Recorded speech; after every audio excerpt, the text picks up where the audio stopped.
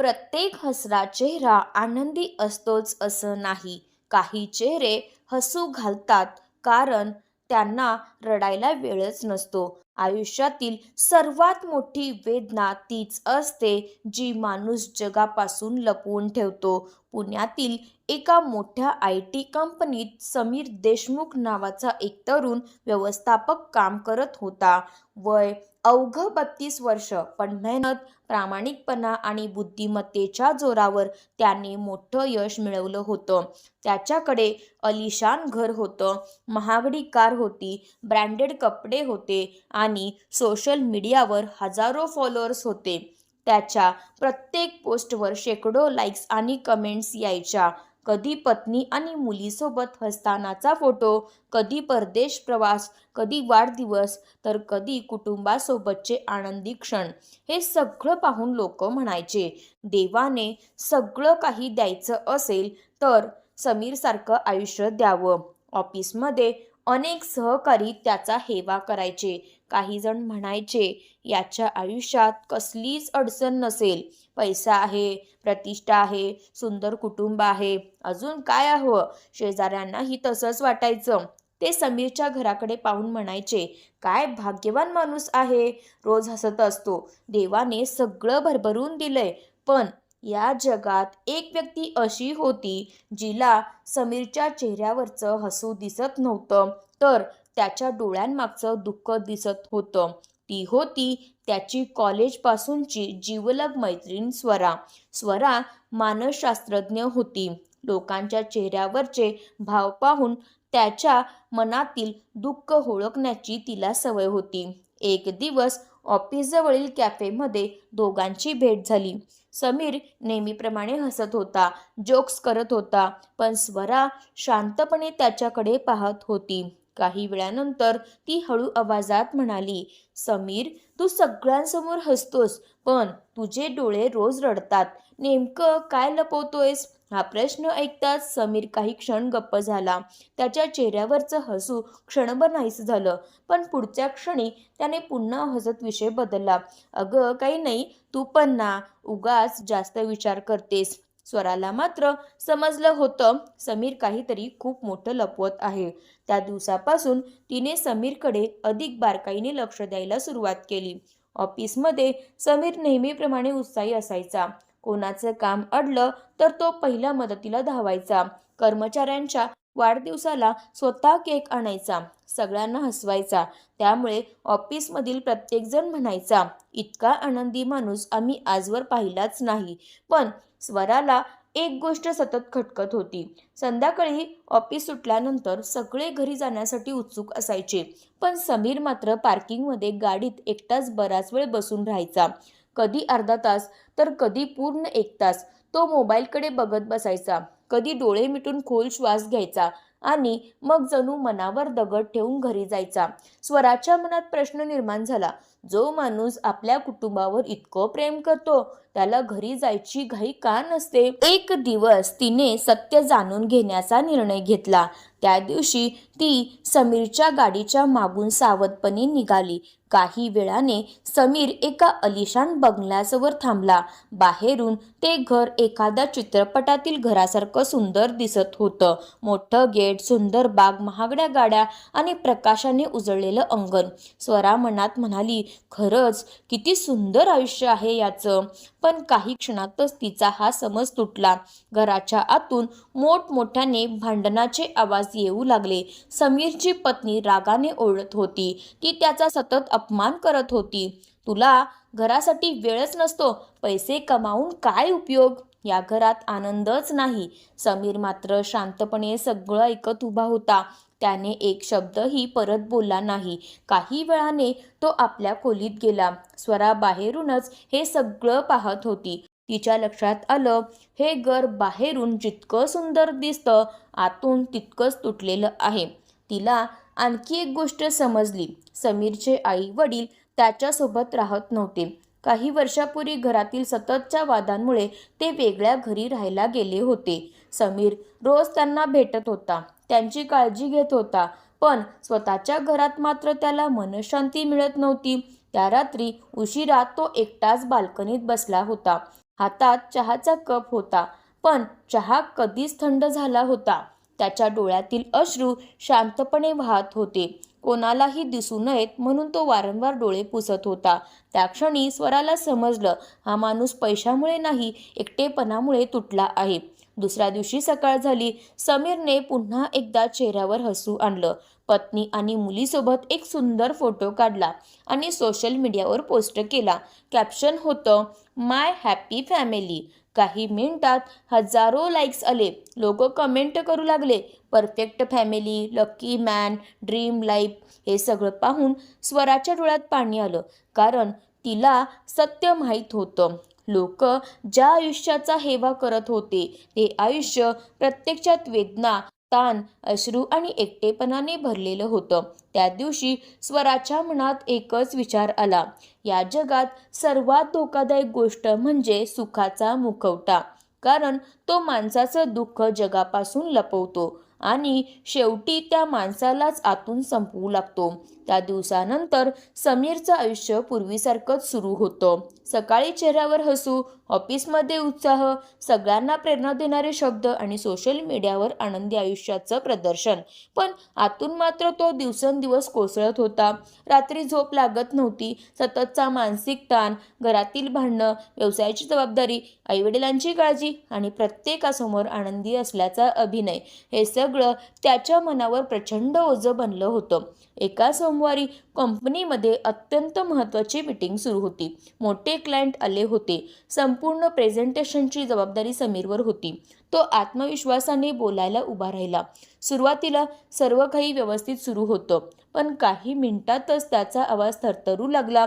त्याच्या डोळ्यांसमोर अंधारी यायला लागली, हात थरथर कापू लागले, कपाळावर घाम फुटला आणि अचानक समीर सर्वांसमोर जमिनीवर कोसळला. संपूर्ण सभागृहात एकच गोंधळ उडाला. सगळे धावत त्याच्याकडे आले. स्वराही घाबरून त्याच्याजवळ पोहोचली. ताबडतोब त्याला रुग्णालयात नेण्यात आलं. अनेक तपासण्या करण्यात आल्या. रक्त तपासणी, हृदयाची तपासणी, सर्व रिपोर्ट्स सामान्य आली. काही वेळाने डॉक्टर शांतपणे समीरजवळ बसले. ते म्हणाले, समीरजी, तुमचं शरीर आजारी नाही, पण तुमचं मन पूर्णपणे थकलं आहे. समीर गोंधळून डॉक्टरांकडे पाहू लागला. डॉक्टर पुढे म्हणाले, तुम्ही अनेक दिवसांपासून स्वतःच्या भावना दाबून ठेवत आहात. सततचा ताण, दुःख आणि एकटेपणा तुम्हाला आतून संपवत आहे. शरीर नाही, तुमचं मन मदतीची हाक देत आहे. हे शब्द ऐकताच समीरच्या डोळ्यात साचलेले अश्रू अचानक वाहू लागले. कित्येक महिन्यानंतर तो पहिल्यांदाच मनापासून रडत होता. त्याच्या शेजारी उभी असलेली स्वराही शांत होती. ती काहीच बोलली नाही, फक्त त्याच्या खांद्यावर हात ठेवून उभी राहिली.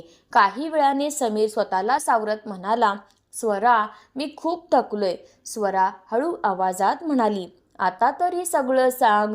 हे ऐकताच समीरच्या मनात वर्षानुवर्षे साचलेलं दुःख बाहेर पडू लागलं. तो रडत म्हणाला, मी रोज हसतो, कारण मला रडण्याची परवानगीच नाही. लोकांना माझी महागडी कार दिसते, पण त्या गाडीत बसून मी किती वेळा एकटाच रडलो हे कुणालाच माहीत नाही. लोकांना माझे सोशल मीडियावरील फोटो दिसतात, पण त्या फोटोच्या आधी आणि नंतर घरात किती भांडणं होतात हे कुणी पाहत नाही. सगळ्यांना वाटतं मी खूप सुखी आहे, पण खरं सांगायचं तर मी आतून पूर्णपणे तुटलोय. हे ऐकून स्वराच्या डोळ्यातही अश्रू आले. ती म्हणाली, समीर, दुःख लपवणं म्हणजे ताकद नाही. योग्य माणसासमोर मन मोकळं करणं हीच खरी हिंमत असते. त्या क्षणी समीरला जाणवलं, तो इतकी वर्ष लोकांसाठी जगत होता, पण स्वतःसाठी एकदाही जगला नव्हता. रुग्णालयाच्या त्या शांत खोलीत पहिल्यांदाच त्याच्या चेहऱ्यावरचा सुखाचा मुखवटा तुटू लागला होता आणि त्यामागे लपलेलं खरं जखमी आणि एकाकी मन जगासमोर हळूहळू उघड होत होतं. रुग्णालयातून घरी आल्यानंतर समीर काही दिवस सुट्टीवर होता. बाहेरून सगळं पूर्वीसारखंच दिसत होतं, पण स्वराच्या मनात एकच प्रश्न सतत घोळत होता, एवढा चांगला, शांत आणि यशस्वी माणूस आतून इतका तुटला कसा? तिने ठरवलं, समीरचं खरं आयुष्य समजून घ्यायचं. काही दिवसांनी समीरनेच तिला आपल्या घरी बोलावलं. घरात पाऊल टाकताच स्वराला आलिशान सजावट दिसली. महागडे फर्निचर, मोठा हॉल, आधुनिक स्वयंपाकघर, भिंतींवर आनंदी कुटुंबाचे फोटो, सगळं काही परिपूर्ण वाटत होतं. पण त्या घरात एक गोष्ट नव्हती, मनःशांती. समीरची पत्नी बोलताना सतत त्याच्यावर टीका करत होती. तुला घरासाठी वेळच नसतो. इतके पैसे कमावूनही मला समाधान नाही. आणखी मोठं घर, आणखी मोठी कार आणि आणखी प्रतिष्ठा हवी.